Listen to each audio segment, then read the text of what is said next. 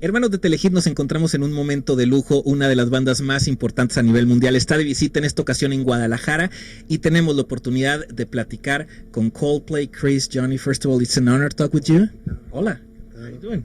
We're doing great, thank you. Awesome. Now, the first question. Viva la Vida is an amazing album, great album. What was the most important thing that you want to express when you just start the creating process of that album? Well, the really when we found the title for the record from a Frida Kahlo painting in Mexico City, we felt like that was the spirit of the record that we wanted to show, which was life, living life to the full, even in difficult times. Now, with this album, you change the sound of Coldplay. If you compare it with the another three albums, it changed the creating process because of that searching for a new sound. Well, we started working with a man called Brian Eno, and he really helped us to kind of change the way we did. We wanted to not repeat ourselves. We'd done 3 records up until that point, and we wanted to sort of try something new and try new ways of working, and he really helped us to do that.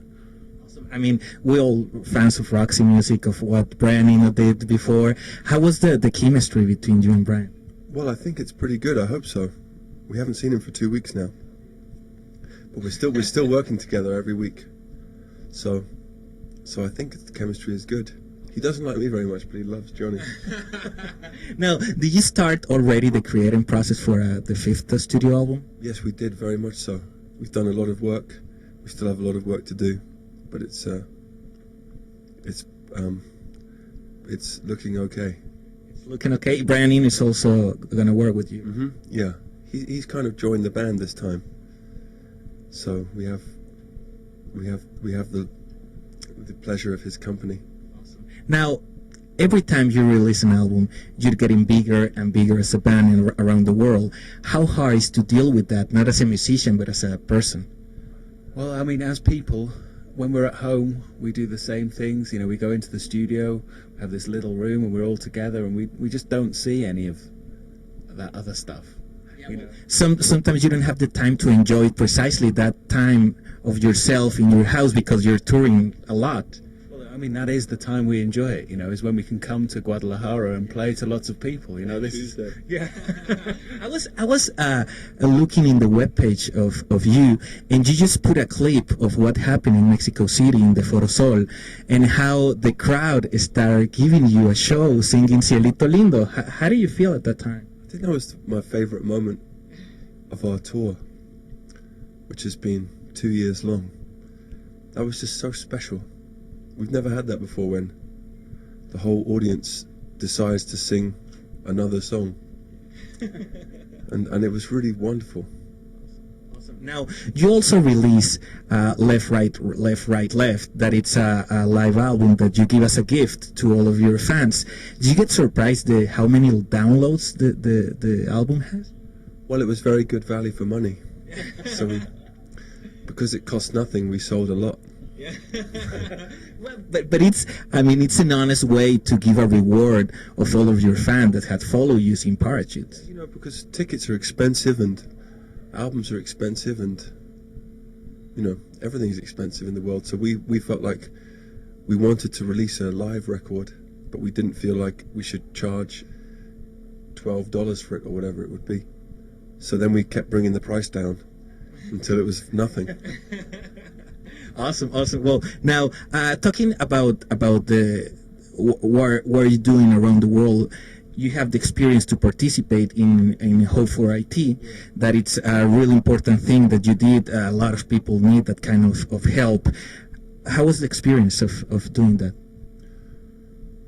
Well, it was great. I mean, we did it in London, away from the main sort of where everyone else was, really. It was just us and Beyonce, and it was terrible.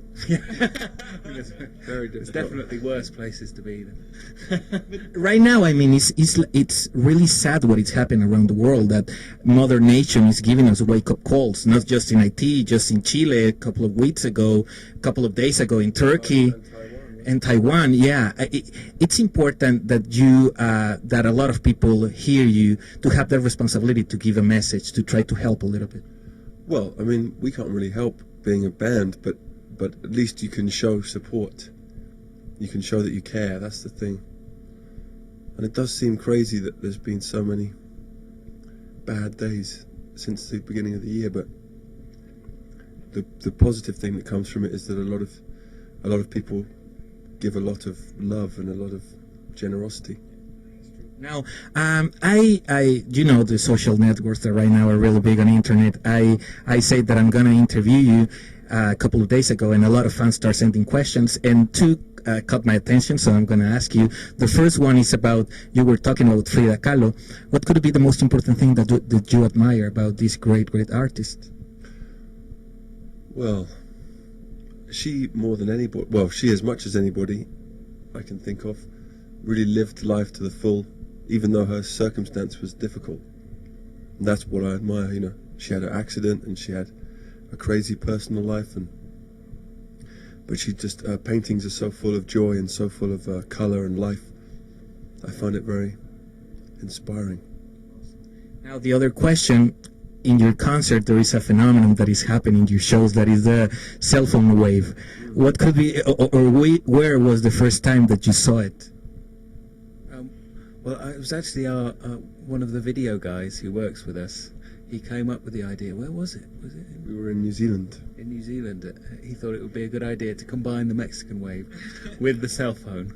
And I think it looks amazing when you're on stage. It looks incredible. I think hopefully it will catch on. Well, it's really just a development of your invention. Yeah, we feel proud about it. Now, talking about the video of Strawberry Swing, great video, great idea.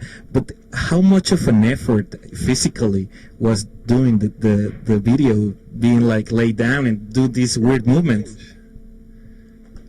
For people who don't know, it was shot from above, so you had to do all the action lying on the floor, which made your butt get very sore. But it was fun. It was a good experience. It's really fun to do that, yeah. Now, talking about the cover of Viva la Vida, I know that it's a French paint.